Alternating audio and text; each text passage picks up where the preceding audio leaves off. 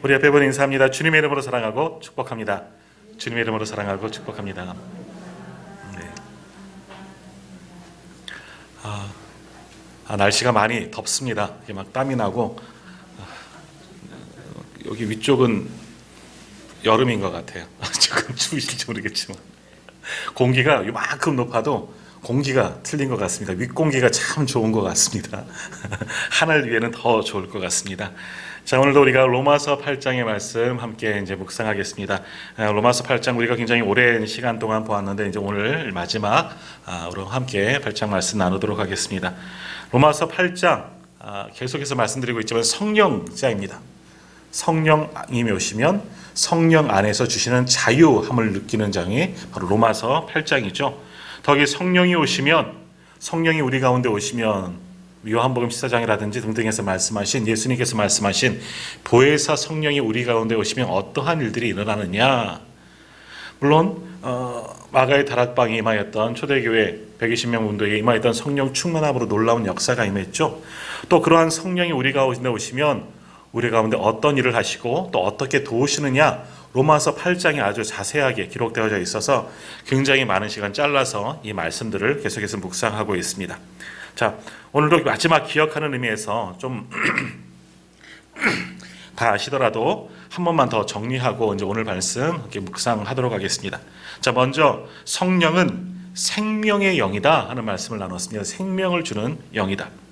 그러므로 성령이 우리 안에 들어오면 사망에서 벗어나는 겁니다. 죄의 종으로 살다가 어둠의 세력, 죄의 세력에 살다가 육의 세력 가운데 살다가 다 떠나가고 생명으로 들어간다라는 겁니다.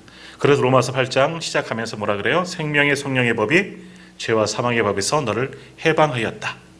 그동안 우리는 죄와 사망의 법에 잡혀 있었지만 성령이 우리에게 오셔서 자유함을 주시면 생명으로 들어가는 겁니다.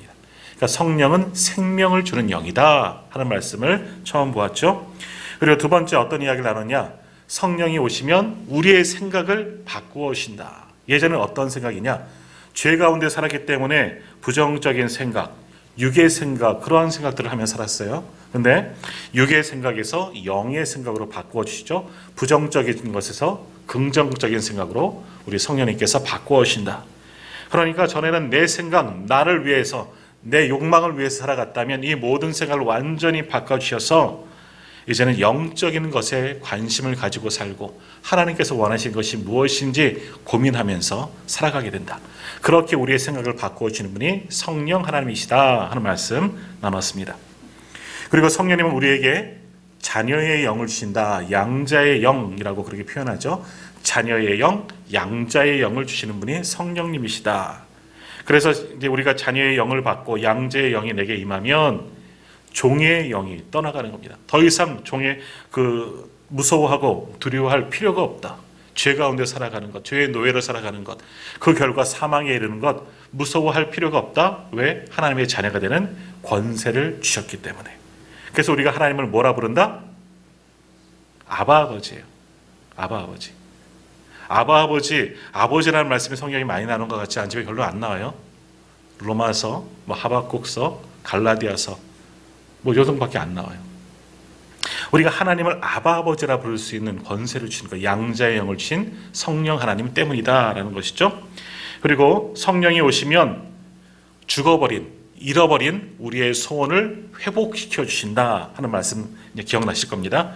타락해버린 소원, 육적인 그런 모든 소망들, 욕심이죠. 그런 것들을 다 지워버리고 바른 소원으로 바꾸어 주신다. 우리의 소원, 우리의 비전을 회복시켜 주신다는 겁니다. 그러니까 잃어버렸던, 주님을 처음 경험하고 만났던 그런 꿈, 비전 다 잃어버렸는데 세상 가운데 살다가 성령님께서 오셔서 다시 그것을 꺼집어내시고 생각나게 하신다라는 겁니다. 회복시켜 주시는 겁니다. 그래서 성령이 오시면 내가 정말 구해야 할 것이 무엇인지, 내가 간구해야 할 것, 기도해야 할 것이 무엇인지 깨닫게 하는 것입니다. 이전에는 내가 필요한 것 기도했죠. 하나님 이것 주세요, 저것 주세요, 건강 주세요, 물질 주세요, 하여간 잘 살고 형통하게 해주세요. 주된 사람은 주된 게 누구예요? 나예요. 내가 잘 되길 원해요. 내가 필요해요. 내게 주세요 하였지만 성령이 오시면 그렇게 하지 않아요. 이젠 타인들, 남들을 위해서 기도하고요. 하나님을 위해서 기쁘게 살아가려고 그렇게 붙들어 달라고 기도하고요. 아무튼 성령님께서 기뻐하시는 대로 사랑하며 섬기며 살 수 있도록 거룩하게 살아갈 수 있도록 그런 기도로 바꿔지게 된다는 겁니다. 그러니까 내 기도의 수준이 여전히 주옵소서 하면 아직 덜 성숙하다라는 거예요. 기도의 수준도 바뀌어지는 겁니다. 그러니까 소원과 꿈이 바꾸어지기 때문이죠. 그것을 성령님께서 만주시면 가능하게 된다는 겁니다. 성령 충만하면 이제 내 것이 아닌 정말 말 그대로 하나님의 나라와 의를 구하게 된다. 우리의 소원을 바꾸어 주신다라는 겁니다. 그리고 지난 시간이죠. 성령님이 우리 안에 오시면 긍정적인 생각을 주신다라는 겁니다. 그래서 모든 것이 다 좋게 보인다. 그래서 28절, 로마서 8장 28절 지난주에 봤죠? 한번 같이 읽어볼까요? 기억하는 의미에서 로마서 8장 28절 우리 큰 소리로 한번 같이 읽겠습니다. 시작. 우리가 알거니와 하나님을 사랑하는 자 곧 그의 뜻대로 부르심을 입은 자들에게는 모든 것이 합력하여 선을 이루느니라. 아멘. 모든 것이 합력하여 선을 이룬다. 여러 가지 의미가 있다고 그랬어요. 하나님과 성령님 다 우리를 위해서 우리 상황, 우리 주변에 있는 모든 것을 합력해서 가장 좋은 것으로 바꾸어 주신다. 그런 뜻도 있지만 또 다른 뜻은 뭐냐? 모든 게 다 좋아 보인다. 왜? 성령님께서 우리의 모든 것을 바꾸어 주기 때문에 긍정적인 눈, 긍정적인 마음, 긍정적인 시각을 주니까 모든 것을 봐도 다 선으로 보인다는 겁니다. 고난이 와도 아유 이건 고난이 아니에요. 이것도 극복할 수가 있어요. 왜? 고난이 오면 힘들죠. 환난이 오면 힘들죠. 오늘 말씀에도 나와요. 왜 근데 이것을 견디고 별거 아니라 생각하느냐. 고난이 오면 또 무엇이 오느냐. 하나님이 나를 위해서 일하실 때가 되셨구나. 하나님이 이제 일하시기만 하면 되는구나. 그런 생각이 드는 거예요. 그런 마음이 드는 거예요. 성령님께서 주시는 마음이죠. 그러니까 이 고난이 왔다면, 내가 감당할 수 없는 고난이 왔다면 오히려 감사할 수가 있는 거예요. 왜? 하나님 나를 위해서 일하시니까. 얼마나 감사해요. 나는 못하지만, 나는 연약해서 넘어질 수밖에 없지만 하나님이 나를 일으켜주시고 하나님께서 나를 위해서 일하여 주시기 때문에 이 고난을 통해서 내 믿음이 결국 자라도록 성령님께서 붙들어 주시기 때문에 고난이 와도 괜찮은 거예요. 그러니까 성령님이 오시면 긍정적인 시각, 긍정적인 마음, 긍정적인 믿음을 주신다라는 겁니다. 그렇게 성령님이 우리를 도우시는 분이시죠. 자, 이제 오늘 마지막 부분입니다. 31절 이하에 나오는 말씀, 세 번째로 성령님은 어떻게 우리를 도우시느냐라는 건데, 오늘 부제가 뭐냐 하면 성령님은 우리를 구원의 확신을 주시는 분이다. 성령님이 오시면 우리에게 구원의 확신을 주신다라는 겁니다. 그렇게 우리를 도우시는 거예요. 자, 조금 전에도 고난 이야기 했지만 우리 성도님들 인생 사시다가 고난이 있습니까? 없습니까? 있으세요? 없어요? 네, 있죠? 삶 속에 어려움이 있습니까? 없습니까? 어려움이 있습니다. 지금도 어려워요. 아마 이렇게 크게 대답해 주면 막 힘이 나요. 나왔던 땀도 쏙 들어가고. 예수 잘 믿는데 열심히 신앙생활 하는데 환난이 닥칠 때 분명히 있습니다. 어떤 분들은 예수 잘 믿고 열심히도 기도하고 또 사업하는데 사업이 잘 안 돼요. 큰 낭패를 봅니다. 또 어떤 사람은 열심히 신앙생활 하는데 병이 들기도 해요. 감당할 수 없는 질병이 찾아올 때도 있습니다. 또 어떤 사람들은 예수 믿는데 그 예수 믿는 것 때문에 핍박을 받는 경우도 있습니다. 예수 믿는 것 때문에 목숨을 잃는 경우도 있습니다. 박해당하고 핍박당하고 순교하는 경우도 있다라는 겁니다. 자, 그런데 오늘 본문의 말씀을 보면 이런 예수 믿다가 고난받고 핍박을 받는 것, 이것에 대해서 어떻게 표현하고 있느냐. 31절 다시 한번 읽어보겠습니다. 31절 말씀 같이 읽겠습니다. 그런즉 이 일에 대하여 우리가 무슨 말 하리요? 만일 하나님이 우리를 위하시면 누가 우리를 대적하리요? 아멘. 누가 우리를 대적하리요? 다시 말하면 뭐겠습니까? 누군가 우리를 대적하려고 있다는 의미도 돼요. 하나님이 함께 계시는 누가 나를 대적하리요? 바라보자고로 얘기하지만 다른 의미로는 대적한다니까요. 믿음을 가지고 나아가는데도, 성령 충만한데도 덤벼드는 것들이 있다는 겁니다. 믿는 사람들도 그런 대적들이 찾아와요. 다른 말로 하면 고난이 오고 핍박이 오는 경우가 많이 있다라는 겁니다. 36절 말씀도 한번 같이 읽겠습니다. 36절입니다. 기록된 바 우리가 종일 주를 위하여 죽임을 당하게 되며 도살당할 양같이 여김을 받았나이다 함과 같으니라. 아멘. 주를 위하여 죽임을 당하게 된다 말씀하잖아요. 주님을 믿었는데 주님 때문에 내가 죽을 위기에 처하게 되었다. 그래서 어떻게 되었느냐? 도살당할 양처럼 되었다. 분명히 말씀하고 있습니다. 예수 잘 믿고 믿음 잘 지키는데 죽임당할 때가 되었다는 거니까요. 도살당할 양 같은 처지가 되었다는 겁니다. 도살당할 양 뭡니까? 꼼짝달싹 못하고 죽을 때만 바라보는 거죠. 근데 가끔 이제 고속도로를 타고 아침에 이렇게 서울을 갈 때 보면 꼭 그래 9시부터 10시쯤 그렇게 차를 움직이다 보면 트럭에 돼지들이 이렇게 쭉 가는 거 봐요. 저도 고기를 굉장히 좋아하는 사람인데 그거 보면 참 미안하더라고요. 걔들이 어디 가겠어요? 꼼짝달싹 못하고 걔들도 도살장으로 가는 거예요. 그런 이야기 하는 거예요. 어쩔 피할 수도 없고 죽으러 가는 거예요. 근데 오늘 본문의 말씀 바로 그 얘기죠. 죽을 위기가 찾아온다는 거예요. 무엇 때문에? 신앙생활 하는데, 예수 믿는데, 예수 잘 믿으려고 하는데 내게도 꼼짝달싹할 수 없는 이 큰 위기가, 환난과 핍박, 심지어는 죽을 위기까지도 찾아온다는 겁니다. 그 상황에서 아무도 도와줄 사람이 없죠. 피할 수도 없죠. 탈출할 수도 없죠. 그냥 어찌할 수 없이 이제 죽게 되었구나. 그런 순간이 예수 믿는데 오는 경우가 있다라는 겁니다.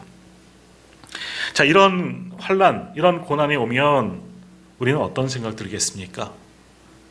어떤 분들은 아까 저 말씀드린 것처럼 고난, 이제 하나님 나를 위해서 일하시겠구나. 긍정적인 마음 물론 가져야죠. 도우시기 때문에. 그렇게 믿는 분들도 있어요. 이길 수 있어. 근데 많은 분들이 이런 고난과 환난, 감당하기 어려운 큰 문제들이 생기면 넘어집니다. 그래서 시험 들죠, 소위 말하는. 그래서 어떤 생각하느냐? 하나님 나를 사랑하시기나 하시나? 하나님 나 아세요?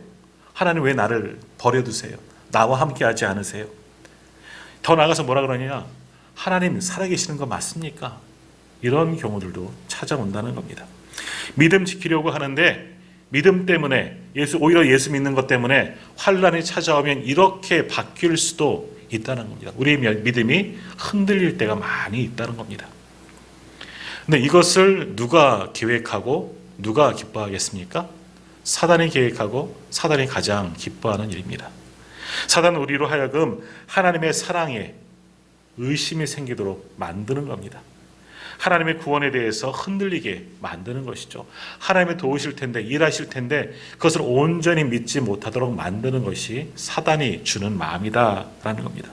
그러니까 사단은 끊임없이 우리에게서 믿음을 빼앗아 가려고, 하나님께서 우리를 사랑하시는 그 사랑하는 마음을 잊게 만들려고 우리를 흔들어 놓는 자다, 미혹하는 자다라는 겁니다.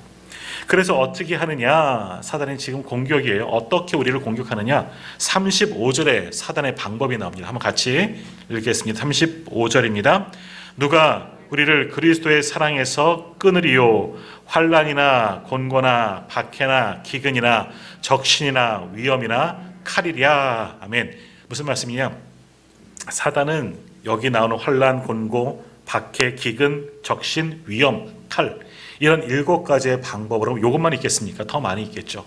근데 여기서는 7가지 이 정도의 방법으로 우리에게서 하나님의 사랑을 끊으려고, 그리스도의 사랑을 빼앗아 가려고, 다시 말하면 우리를 시험에 걸려 넘어지게 해서 우리의 믿음을 빼앗아 가려고 만들고 있다.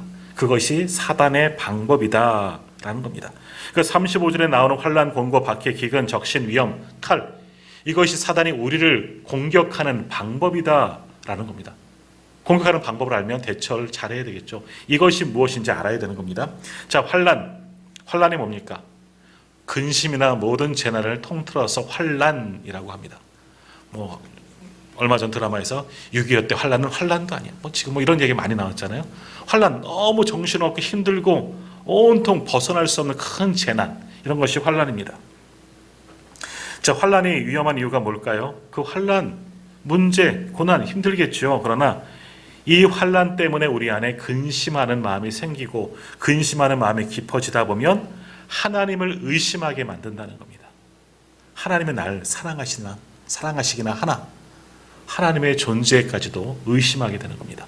하나님이 지금도 여전히 변함없이 우리를 사랑하여 주시는데 환란이 찾아오고 큰 고난이 찾아오면 우리의 믿음이 흔들리게 된다는 겁니다. 그러니까 환란은 성도들이 걸려 넘어지게 하는 사단의 시험이라는 겁니다. 지금 내게 환란이 찾아왔다면 지금 사단이 나를 흔들고 있구나 깨달아야 한다는 겁니다. 환란 속에서도 하나님이 함께 하실 것을 믿고 기대하고 믿음으로 이기며 나아가야 하는 것이죠. 이 환란 이길 수 있다. 하나님 함께 하실 거야. 그런 믿음으로 대처해야 됩니다. 하나님이 나를 사랑하신다. 이걸 흔들리면 안 돼요. 지금 사랑하시는 줄 믿습니다. 우리 한 사람 한 사람 하나님께서 다 사랑하시는 줄 믿습니다. 이 믿음이 흔들리면 안 돼요. 환란 속에서 하나님 나를 사랑하셔. 이건 하나님께서 하나님의 백성 그렇게 하지는 않습니다. 하나님이 하신 일이 아니라 사단의 지금 시험인 것을 이길 수 있어야 되는 거죠. 환란으로 우리를 시험하는 겁니다. 두 번째, 곤고라는 말이 나오죠. 곤고는 뭐냐? 이 세상에 나 혼자밖에 없다. 외롭게 만드는 겁니다. 고독하게 만드는 겁니다. 그래서 우리가 부르는 찬양, 성령이 오셨는 찬양처럼 나오지만 고와 같이 만드는 겁니다. 버려진 자로 만드는 게 곤고입니다. 아무도 나와 함께 하지 않아. 나는 버려진 사람 같아. 고아처럼 혼자 된 사람 같아. 그러니까 요즘 말하는 건 왕따 된 느낌이죠. 같은 공간에 있지만 왕따 됐어요. 버려진 것 같아. 아무도 관심 없어 하고 다 싫어하는 그런 존재가 되어버린 것. 그것이 곤고입니다. 자, 그러면 하나님은 우리를 정말 고아처럼 버려두시냐? 곤고한 자로 그렇게 내버려두시느냐? 그렇지 않습니다. 요한복음 14장 18절에 보면 이런 말씀이 있죠. 내가 너희를 고아와 같이 버려두지 아니하고 너희에게로 오리라. 성령이 오셨네. 그 찬양에 있는 가사예요. 똑같은 가사예요. 고아와 같이 너희를 버려두지 않으리. 주의 성령으로 너희를 붙드실 것이다. 그러니까 하나님께서는 곤고하도록 우리를 내버려두지 않으십니다. 고아처럼 버려두지 않으십니다.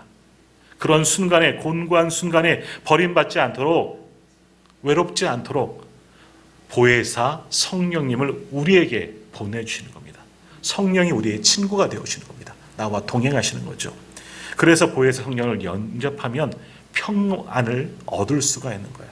곤고한 자가 아니라, 버려진 자가 아니라, 고아 같은 자가 아니라 성령과 동행하는 그런 큰 은혜를 얻는 겁니다. 성령이 오셔서 내게 이제 평강을 주시는 것이죠. 자, 세 번째 사단의 방법은 뭡니까? 박해입니다. 박해. 핍박이죠. 자, 박해가 뭐냐? 조금 전에 보았다는 곤고는 정신적입니다. 정신적으로 고통을 당하는 거죠. 혼자 버림받은 느낌, 고아와 같은 느낌. 정신적으로 공격한다면 박해는 그러니까 핍박이죠. 육체적인 괴롭힘을 당하는 겁니다. 왕따가 있어요. 아무도 상대하지 마. 이거는 이제 왕따가 되면 곤고가 되는 거예요. 혼자 고독하게 되고 힘들죠. 버림받은 것처럼. 그런데 그 왕따들을 괴롭히는 겁니다. 요즘에 뉴스에 많이 나오지 않습니까? 왕따를 빵 셔틀 시킨다고 해서 돈도 안 주고 가서 사오라고 그러고 때리고 뺏고 이런 것이 박해입니다. 실질적으로 폭력을 가하나 육체적인 학대를 가하는 것. 이것이 바로 박해, 핍박입니다. 그래서 왕따를 당하는 학생들 그렇게 핍박까지 당하다 보면 자살 충동을 느끼고 심지어는 자살하는 경우도 뉴스 속에서 많이 나오게 됩니다. 얼마나 그런 박해가 힘들었으면 죽는 게 또 얼마나 무서웠겠습니까? 그런데 스스로 목숨을 끊겠습니까? 이런 것도 사단이 주는 결국 마음이라는 겁니다. 곤고하게 만들고 심지어는 핍박을 받게 만든다. 정신적으로 육체적으로 온통 고난을 당하게 만든다. 그래서 우리를 시험에 걸려 넘어지고 하나님의 사랑에서 멀어진 자로 생각하게 만든다. 이것이 사단이 주는 세 번째 방법이다라는 겁니다. 자, 사단의 네 번째 방법은 뭐냐? 기근입니다. 기근. 배고픔이죠. 굶주림. 참 이거 참 비참합니다. 굶주림 참 비참합니다. 사람의 기본적인 의식 중에서도 집, 옷 없어도 어느 정도는 견딜 수 있지만 굶주리는 것은 참 힘이 듭니다. 먹지 못하는 것 그만큼 비참한 일이 없습니다. 참 이런 것으로 우리를 흔들기도 한다는 것이죠. 먹고 사는 문제 때문에 믿음을 저버리는 경우도 있다는 겁니다. 다섯 번째 방법, 적신입니다. 적신은 말 그대로 벌거벗은 몸이라는 것이죠. 벌거벗겨짐. 완전히 뭐 옷을 빼앗겨서 그렇기도 하지만 옷을 없어서 벌거벗는다라는 것입니다. 근데 그런 거예요.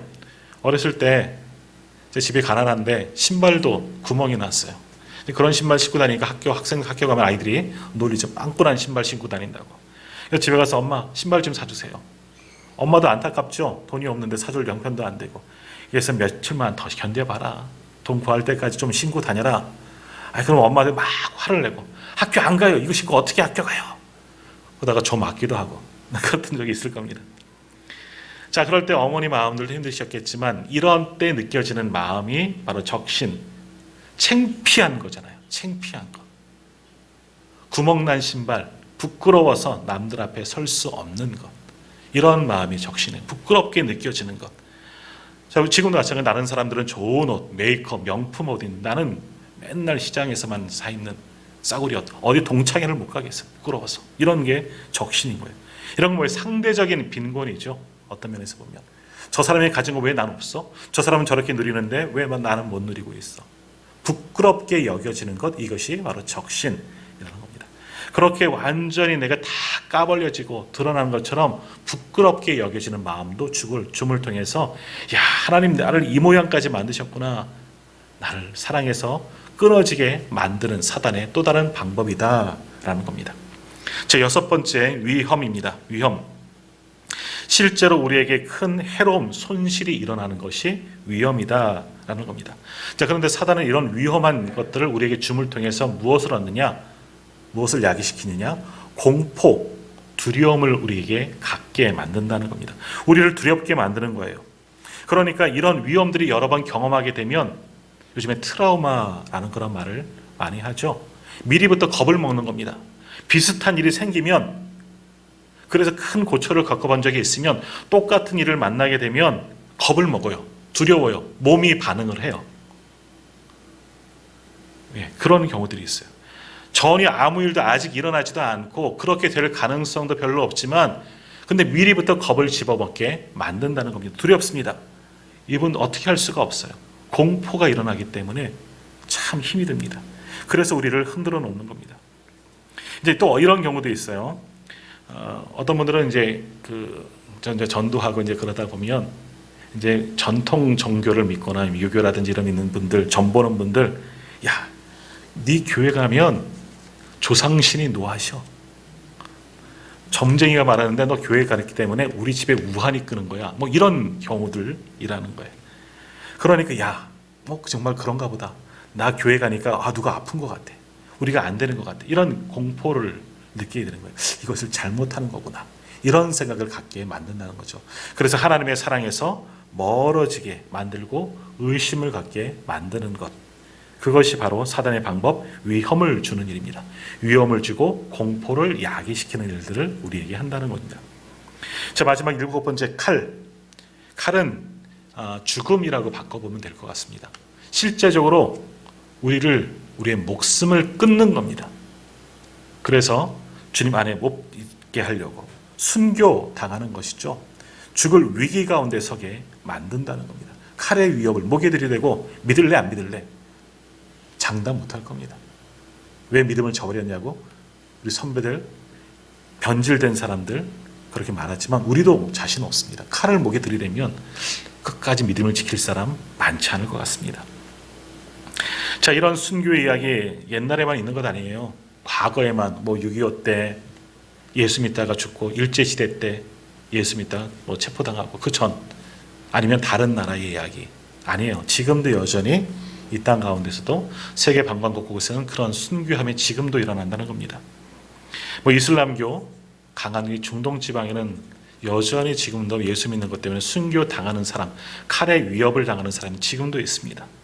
힌두권 인도에서도 마찬가지죠. 네팔 같은 것도 마찬가지고요.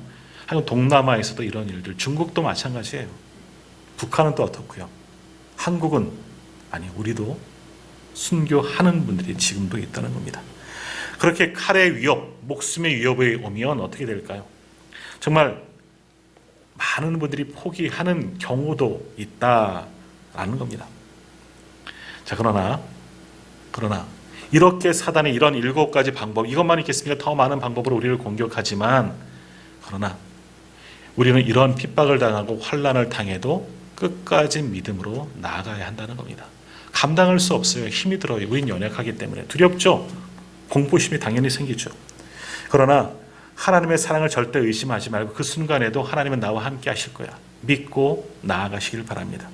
그런 믿음 지금도 훈련하지 아니하고 깊이 묵상하지 아니하고 기도하지 아니하고 경험하지 않으면 장담할 수가 없는 겁니다. 그러므로 오늘 성령님께 간구해야죠. 사단은 이렇게 우리를 곤고하게 만듭니다. 우리에게 고난을 줍니다. 핍박을 주고 내 목숨까지 위협할 때도 있습니다. 성령님, 나를 도우십시오. 그래서 내가 구원의 확신을 갖게 하시고 하나님의 사랑에서 끊어지지 아니하도록 나를 붙들어 주십시오. 기도해야죠. 지금 우리 상황 속에서 우리의 삶 속에서 얼마나 이와 같은 일이 많이 일어나고 있습니까? 코로나도 마찬가지고요. 가정에 있는 여러 가지 소위 말하는 우한거리들도 마찬가지 이런 사단이 주는 공격입니다. 하나님의 사랑에서 우리를 끊고 멀어지게 만들려고. 그러므로 우리는 이런 사단인 이렇게 우리를 시험에 걸려 넘어지게 만들고 있기 때문에 우는 사자와 같이 지금도 삼킬 자를 찾고 다니고 있기 때문에 우리는 늘 깨어서 성령으로 충만하고 성령의 도우심을 받아야 한다라는 겁니다. 자, 성령 충만한 성도들의 모습을 보십시오. 그들 똑같이 고난이 오고 환난이 옵니다. 핍박이 오고 죽을 위기도 찾아오지만 그러나 성령 충만한 사람들 잠시 흔들리는 것 같지만 원위치로 돌아갑니다. 제자리를 찾아옵니다. 오뚜기와 같아요. 흔들흔들해요. 하지만 중심을 지키고 다른 곳으로 가지 않는다는 겁니다. 그런 사람들의 성령 충만한 성도들, 참된 그리스도인들의 모습이라는 겁니다. 그들은 하나님을 원망하지도 않습니다. 의심하지도 않습니다. 하나님이 날 사랑하기는 하나, 하나님 계시나 이런 생각 전혀 듣지 않습니다. 그리 아니하실지라도 다니엘 그리고 세 친구의 고백들이잖아요. 그리 아니하실지라도 하나님께서 그렇게 하지 아니하실지라도 우리는 하나님을 저버리지 않겠습니다. 그 믿음이 오늘 우리에게 필요하다는 겁니다. 칼의 위협을 주면 도망갈 줄 알죠. 그러나 위기 속에서 많은 분들이 순교했다는 겁니다. 순교의 정신이 우리에게도 필요합니다. 한국교회도 순교의 정신으로 교회가 세워지고 여기까지 그 믿음을 지켜온 전통이 있고 자랑스러운 그런 우리 역사를 볼 수가 있습니다. 그러나 모든 이런 환난, 힘듦, 어려움 찾아와도 분명한 건 뭡니까? 하나님은 오늘 우리를 사랑하시는 줄 믿습니다. 하나님이 우리와 함께 하시고 성령 하나님은 오늘 우리를 도우시는 줄 믿습니다. 이것을 믿어야 돼요. 아니 당연히 의심하지 말고 하나님이 나와 함께 하시고 나를 지키시고 보호하는 것을 깨닫고 확신하고 그 믿음으로 살아갈 수 있는 우리 모두가 다 되시기를 바랍니다. 자, 그런데 의심하는 순간 우리는 걸려 넘어지는 겁니다. 그러니까 의심하지 마세요. 의심할 필요 없습니다. 내게 주어진 환난, 조금 전에도 말씀드렸지만 내게 고난이 왔구나, 내가 지금 환난이구나, 왜 이것이 해결되지 않을까, 또 다른 환난이 하나 넘으면 또 다른 산이 나오는 것처럼 계속해서 환난이 온다. 하나님이 더 큰 복을 주려고, 하나님께서 더 큰 복을 주려고. 미리부터 말씀드리면 참 아직 좀 쑥스럽긴 한데 지난주 이제 건강검진을 했더니요, 말할까 말까 갑상선에 2.5cm 뭐가 있대요. 그래서 조직 검사를 했는데 내일 결과가 나와요. 근데 오늘도 막 목사님들이 전화 온 거예요. 어디 목사님도 그랬는데. 근데 저는 걱정이 사실 하나도 안 되거든요. 뭐 암이 나와도 문제고 아니어도 문제 상관없고 고치면 되고 아니면 말고 그냥 그래요. 근데 이런 것들로 흔들리는 경우가 참 많이 있어요. 근데 사실 정말 제가 목사가 되고 앞에 서서 그런 게 아니라 저는 별 아무 생각이 없어요. 물론 내일 병원에 갔는데 이거 좀 심각합니다. 큰 경우가 있어요. 그러면 또 생각이 또 틀려질지 모르겠지만 아직까지는 굉장히 평안해요. 뭐 아무 생각도 없어요. 근데 주변에서 막 걱정해 주시는 분들 참 감사한 일이죠. 염려해주고 기도해 줄게요 라고 말씀하시는 거예요. 근데 괜찮습니다. 그러니까 여러 가지 환난 우리에게도 멈춰주지 않아요. 그러나 하나님을 바라보고 믿으면 뭐 이런 것들 다 이길 수 있지 않습니까? 그리고 중요한 것은 하나님이 함께 하실 겁니다. 분명히 하나님께서 함께 하셔서 모든 것을 이길 수 있도록 주님께서 분명히 우리를 도와주시는 줄 믿습니다. 오늘 본문 37절에서 39절 말씀 이것이 이제 로마서 8장의 이제 결론이라 할 수 있어요. 한번 같이 읽어보겠습니다. 37절에서 39절의 말씀 좀 길지만 같이 읽습니다. 그러나 이 모든 일에 우리를 사랑하시는 이로 말미암아 우리가 넉넉히 이기느니라. 내가 확신하노니 사망이나 생명이나 천사들이나 권세자들이나 현재일이나 장래일이나 능력이나 높음이나 깊음이나 다른 어떤 피조물이라도 우리를 우리 주 그리스도 예수 안에 있는 하나님의 사랑에서 끊을 수 없으리라. 아멘. 믿음으로 나아가면 성령이 우리를 도우시기 때문에 성령 충만하면 모든 걸 이길 수 있는 거예요. 자, 다시 한번 37절 보십시오. 그러나 이 모든 일에 우리를 사랑하시는 이로 말미암아 우리가 어떻게 이기느니라? 넉넉히 이긴다. 간신히 이기느니라. 그러면 좀 의심이 되죠. 근데 뭐라고 얘기해요? 넉넉히 이기느니라. 충분히 이기고도 남는다. 왜? 성령님께서 우리와 함께 하시기 때문에. 하나님의 백성이기 때문에. 지금 로마서에 말씀한 게 여기 다 들어가 있는 거예요. 우리가 양자의 영을 받았잖아요. 생명 가운데 거하였잖아요. 이제 종의 영이 아니라 하나님의 자녀의 영을 받았잖아요. 하나님의 아버지라고 부르잖아요. 성령이 도우시고 꿈을 주시고 회복을 시키고 구원을 확신을 주셨는데 다른 어떤 권사들이 와도 뭐가 두렵겠습니까? 하나님이 우리 아빠인데, 하나님이 우리 아버지시고 나를 도우시는데, 성령님 내 옆에서 함께 하시는데, 그러니까 사단이 아무리 조금 전에 보았던 7가지 아니 그 이상의 수백 가지로 우리를 괴롭히고 공격해도 두려워할 필요가 없다는 거예요. 왜? 분명히 37절에서 말씀하잖아요. 우리를 사랑하시는 이 누구예요? 하나님.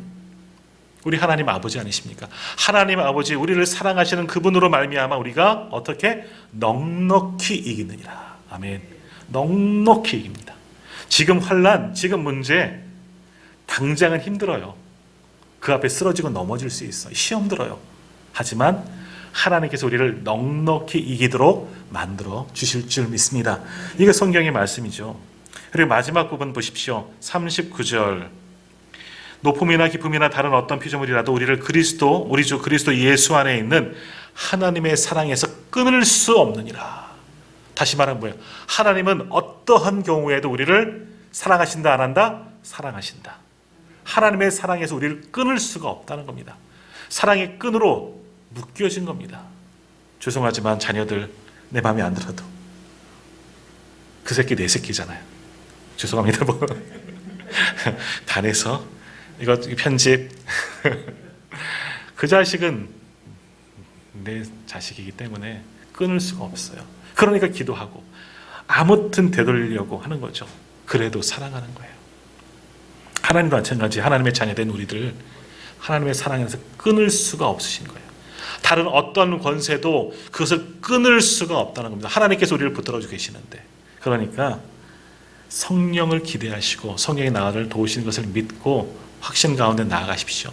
모든 것을 다 넉넉히 이기고 하나님의 사랑 가운데 거할 수 있는 우리가 되게 하여 주실 줄 믿습니다. 여기 넉넉히 이긴다. 이제 원어적인 의미는 뭐냐? 정복자처럼 이긴다는 겁니다. 다른 나라를 침략해요. 로마 제국의 비유가 되겠죠. 로마서니까 잘할 거 아니에요. 로마 제국이 다른 나라를 침략할 때 그 강대한 궤으로 완전히 무찌르고 진멸시키잖아요. 그렇게 정복자와 같이 이긴다는 겁니다. 큰 권세로서 상대가 되지 않도록 충분히 이긴다는 겁니다. 누가 그렇게 하십니까? 성령 하나님 우리와 함께 하셔서 넉넉히 이기도록 만들어 주시는 겁니다. 그러므로 우리는 어떻게 돼요? 확신하는 거죠. 38절 내가 확신하노니 사도 바울의 믿음의 고백이에요. 그것이 우리의 믿음의 고백이 되어야죠. 나는 확신하노라. 하나님께서 나를 넉넉히 이기도록 정복자처럼 이기도록 사랑에서 끊어지지 않도록 우리를 붙드실 것을 확신할 수 있고 온전히 믿을 수 있는 우리 모두가 다 되시기를 바랍니다. 하나님은 우리를 사랑하십니다. 그래서 예수 그리스도를 우리 가운데 보내셨잖아요. 지금 그래서 대림절 성탄의 절기를 보내고 있는 거 아닙니까? 예수님을 통해서 우리에게 생명 주시려고. 사랑하지 않는데 뭐하러 예수님 보내셨겠습니까? 사랑하기 때문에 구원하려고 생명 주려고 예수님 보내셨죠. 또 성령님 왜 보내셨습니까? 그런 사람들과 그런 살아가는 우리를와 동행하시려고 성령 하나님 보내셨다는 겁니다. 여러 가지 것을 우리를 깨닫게 하시고 도우시는 영이 성령님입니다. 그러므로 삼위일체 하나님이 오늘 우리를 붙드시기 때문에 두려워할 필요 없습니다. 넉넉히 이길 줄 믿습니다. 그 사랑 가운데 거하고 그 사랑 가운데 마음껏 누리고 우리를 사랑하시는 하나님께 영광 올려드릴 수 있는 저와 우리 성도님들 다 되시기를 주님의 이름으로 축복합니다.